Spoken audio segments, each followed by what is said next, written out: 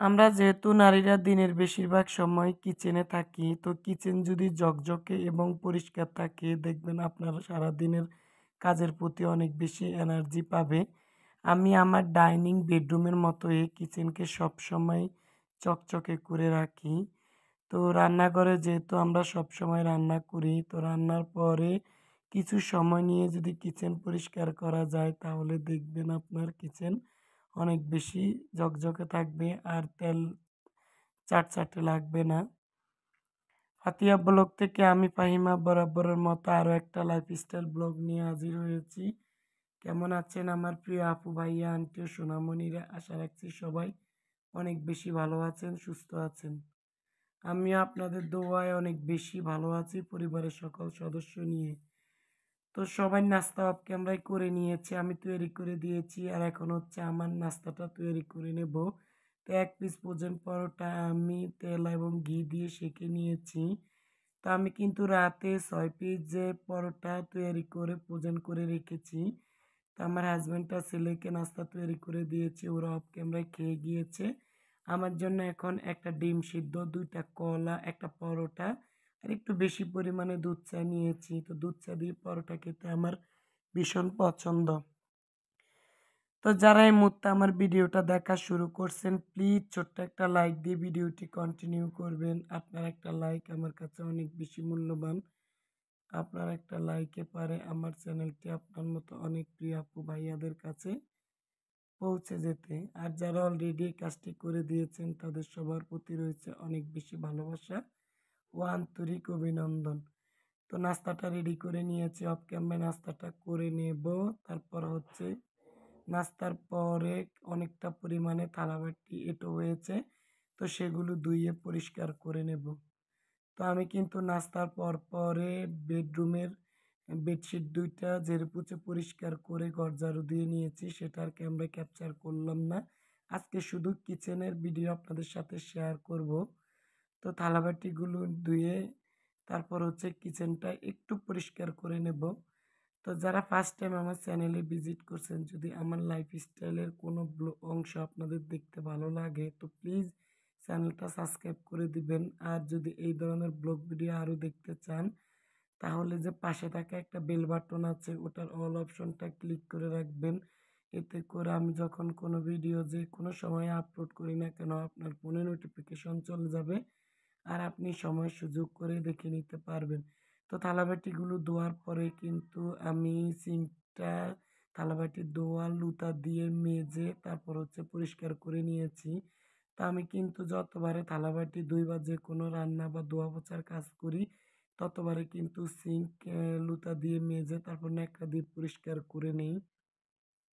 তো বলতে গেলে এটা আমার একটা ব্যাড হ্যাবিট। কার, কার আমার মতো এই অভ্যাসটা আছে প্লিজ কমেন্টে জানাবেন। তো মানি প্লান্টের গাছটা কিন্তু দেখতে অনেক বেশি ভালো লাগে। তো সেটাও কিন্তু আমি একটু পরিষ্কার করে নিয়েছি অফ ক্যামেরায়। তারপর হচ্ছে থালাবাটিগুলো ধুইয়ে দেখেন একেবারে কিচেনের এই অংশটা পরিষ্কার করে নিয়েছি। তো জারগুলোও কিন্তু পরিষ্কার করেছি।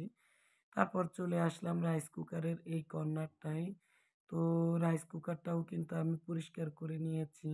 ওই যে বললাম পুরো কিচেন কাউন্টার টবে কিন্তু আমি মানে একটু ০.৫ ঘন্টা বা ১ ঘন্টা সময় নিয়ে পরিষ্কার করে নেই।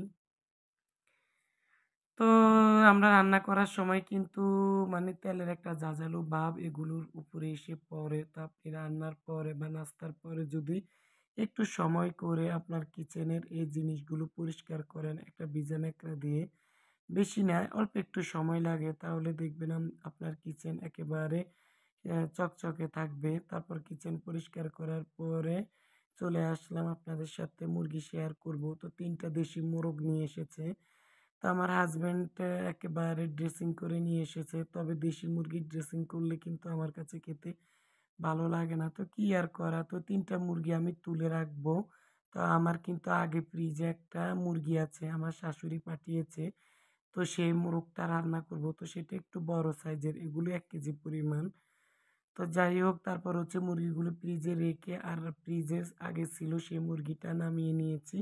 তো আজকে হচ্ছে ছোট চিংড়ি দিয়ে দেশি কচুর ছড়া রান্না করব টক দিয়ে। আর হচ্ছে মোরগ মুরগিটা আলু দিয়ে রান্না করব। তো দেশি মুরগি কিন্তু অনেক বেশি ভালো লাগে যদি বাটা মসলা দিয়ে রান্না করা হয়।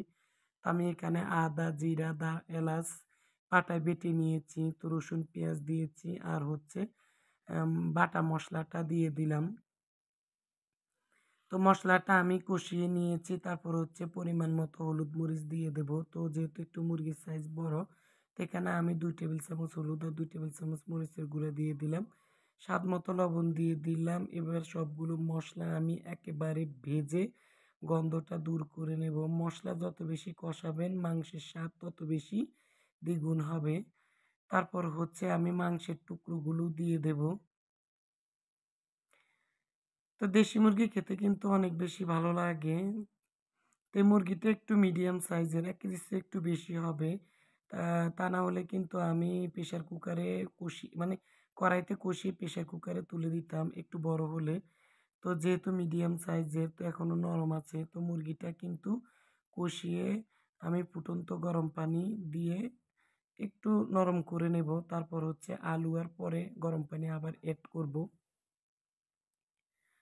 তো বাসাবাড়ি পরিষ্কার করতে কিন্তু আপনার কাছে ধৈর্য লাগবে। ধৈর্য ছাড়া কিন্তু কোনো কিছুই সম্ভব না। তো অনেকে আছে একটু খেচড় টাইপের। আমি কিন্তু ছোটবেলা থেকে একটু পরিষ্কার।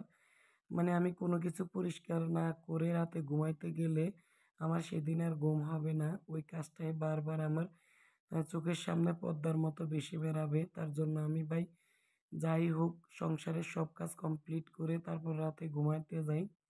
বলতে গেলে এটা আমার একটা অভ্যাস, কিছু করার নাই। যে পর্যন্ত শরীরে এনার্জি আছে কাজ করে যাব। তো আমার বাসায় কিন্তু হেল্পিং হ্যান্ডও নেই। আমি কিন্তু একা হাতে খুব সুন্দরভাবে আমার পুরো বাসা গুছিয়ে কাজ করতে পারি। আলহামদুলিল্লাহ আপনাদের দোয়া। যাই হোক অনেক গল্প করলাম। এবার হচ্ছে চিকেনেরটা আমার প্রায় কষানো হয়ে গেছে, নরম হয়ে গেছে। এর ভিতরে আমি আলু দিয়ে দিলাম। কারণ মুরগির সাথে আলু দিলে আমার কাছে খেতে ভালো লাগে। আমার ছোট মেয়ে অনেক বেশি পছন্দ করে। আর এদিক দিয়ে হচ্ছে অফ ক্যামেরায় আমি ছোট মাছ দিয়ে মানে চিংড়ি মাছ দিয়ে কচুর গাঁটি রান্না করে নিয়েছি। মানে কচুর ছড়া যেটাই বলেন। তো ধনেপাতা দিয়ে দিলাম। তারপর হচ্ছে একটু নেড়ে-চেড়ে ধনেপাতাটা যখন ধনেপাতার সেন্ট যখন তরকারির ভিতরে যাবে তারপর হচ্ছে আমি ভাজা জিরার গুঁড়া দিয়ে দেব। তো ছোট চিংড়ি মাছ দিয়ে কিন্তু কচুরচড়া খেতে অনেক বেশি দুর্দান্ত লাগে। তো আমাদের এই জেলায় কিন্তু শীতকালীন মৌসুমে কচুরচড়া অনেক বেশি পছন্দ করে। খেয়াল করেছেন কিনা আপনারা আমি কিন্তু আমার ২ টা চুলার রান্না একসাথে আপনাদের সাথে ভিডিওতে দেখাইতে পারি না। কারণ ওই পাশে হচ্ছে গ্যাস সিলিন্ডারের যে বোতল আছে সেটা বাইরে। তার জন্য কিন্তু ভিডিও স্ট্যান্ড দাঁড় করিয়ে ২ টা চুলার রান্না একসাথে নিতে পারি না। তার জন্য একবার ক্যামেরা এই পাশে আনি, মাংস শেয়ার করি, আরেকবার ওই পাশে নিয়ে শেয়ার করি। তো যাই হোক আমার ছড়া রান্নাটা হয়ে গেছে। আমি ভাজা জিরার গুঁড়া দিয়ে দিলাম। চাইলে আপনারা এখানে রসুন, পেঁয়াজ দিয়ে বাগারও দিতে পারেন। তো আমি আজকে আর বাগার দিব না। তো বাগার দিলে কিন্তু দেশি কচুর ছড়া খেতে অনেক বেশি দুর্দান্ত লাগে। তো এই তো তারপর হচ্ছে মাংসটাও মানে বাটিতে বেড়ে নিয়েছি। তো আজকে আর আপনাদের সাথে ভিডিও বড় আকারে শেয়ার করলাম না, শর্টকাটে শেয়ার করলাম। তা বিকালে হচ্ছে আমার ছেলে চটপটি খেতে চেয়েছে। আমি কিন্তু কখনোই চটপটি তৈরি করি নাই। তো লাইফে ফার্স্ট টাইম চটপটি তৈরি করে নিয়েছি। তো এখানে হচ্ছে আলু আর ডিম আমি সেদ্ধ করে নিয়েছি একসাথে। তারপর চটপটির ডালটাও সেদ্ধ করে নিয়েছি। চিনি, লবণ দিয়ে তেঁতুল টক করে নিয়েছি চিলি ফ্লেক্স দিয়ে।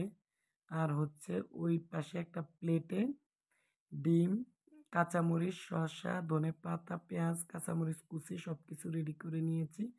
আর এগুলো হচ্ছে চটপটির ডালটা হচ্ছে ডাবলি ডাল। এটা আমি আগে চটপটির মসলা দিয়ে একটু বেশি পরিমাণে ঝোল করে সেদ্ধ করে নিয়েছি। তো চটপটিটা কিন্তু খুব সহজে তৈরি করা যায়। তো আপনাদের সাথে একদিন ভিডিও আকারে শেয়ার করব। তো আজকে হচ্ছে শর্টকাটে একটু ভিডিও ক্লিপ নিয়েছি। এখন হচ্ছে আমি একে, একে পেঁয়াজ, কাঁচামরিচ, তারপর ধনেপাতা এগুলো দিয়ে দেব। তো ফার্স্ট টাইম তৈরি করেছি। তো খেতে মাশাআল্লাহ একেবারে দুর্দান্ত হয়েছে। তো যাই হোক যেকোনো জিনিস ইনশাআল্লাহ YouTube দেখে তৈরি করতে পারি। তো আমি কিন্তু কারো না কারো ভিডিও থেকে কিন্তু ওই যে বললাম রেসিপি শিখি। তো আমার ছেলে আর আমি এখন খেয়ে নেব। তো সবার সুস্বাস্থ্যের কামনা করে ভিডিওটি এখানে রাখলাম। দেখা হবে নেক্সট ভিডিওতে নতুন কোনো লাইফস্টাইল ব্লগ নিয়ে। সে পর্যন্ত সবাই ভালো থাকবেন, সুস্থ থাকবেন আর আমাদের জন্য দোয়া করবেন।